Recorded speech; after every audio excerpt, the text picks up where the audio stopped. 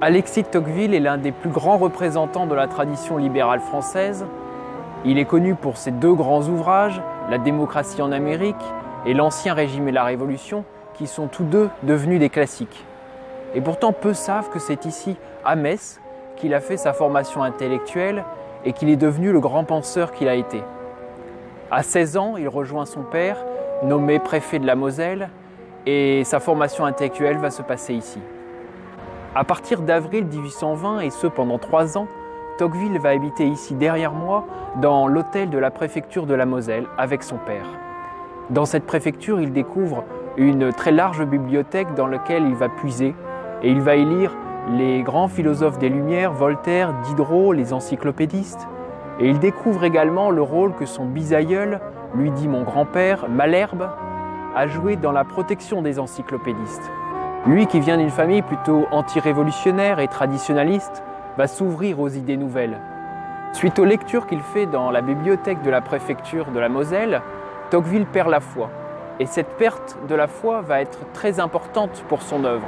Dans La démocratie en Amérique, il analyse très objectivement le puritanisme américain et la place des religions dans les démocraties.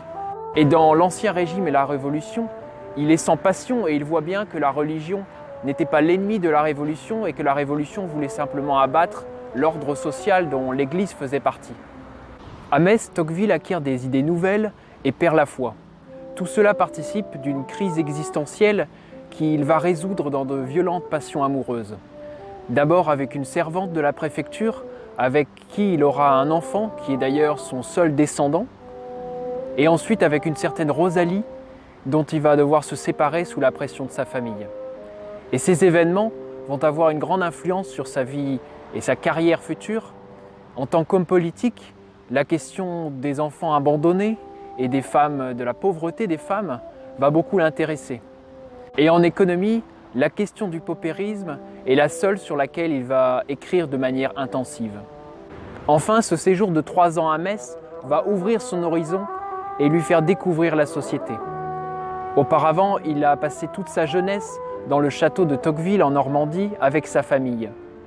Et pour la première fois ici à Metz, il se fait des amis d'un autre milieu social que le sien. Et sans ces relations faites à Metz, il n'aurait pas été l'enquêteur, le dialogueur, le sociologue de l'Amérique qu'il a été par la suite.